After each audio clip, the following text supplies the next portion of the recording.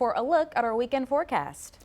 This weekend, we're going to have a couple of outdoor events that we want to keep in mind, but for the most part, we're going to stay dry and we're going to stay cool, much like today. That was the three big points that you noticed if you walked out the door. We had those clear skies, we had those cooler temperatures.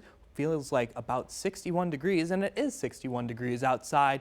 Definitely feeling more like October than summer, or late summer, early fall. And finally, we've noticed that breeze has stuck with us all throughout the day. Wind gusts anywhere from 30 to 35 miles an hour all across the state. We noticed the western side of the state didn't get as windy as we did here in Cedar Rapids with a maximum wind gust of 35 miles an hour. So definitely something to be advised for as we go throughout tonight is that wind, and we see the winds will start to die out around the 6-7 o'clock hour.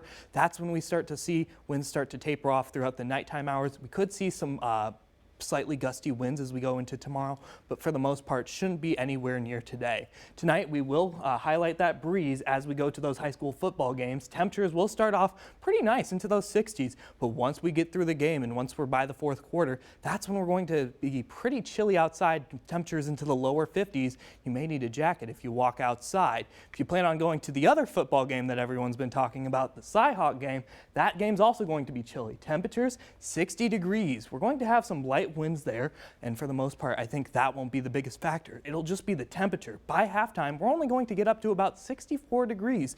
That'd make it one of the coolest Cyhawk games that we've had in quite a while. So let's time out this whole weekend here on Predictor. We'll see mostly all that cloud that we've been seeing here tonight will mostly die off and taper off as we move into tomorrow morning. Clear skies, we'll have some northwesterly winds, not as strong as today. Still could notice some cloud cover as we go through Saturday afternoon and evening. Then we notice that high pressure that's sitting off to our west, that'll eventually start to move off to our east once we go later on into next week. That could bring us some shower and storm chances making our way into later parts of next week. This will all ride along a cold front, and timing isn't still certain, so make sure to keep up here on Iowa's News Now to know when that cold front and rain chances will arrive.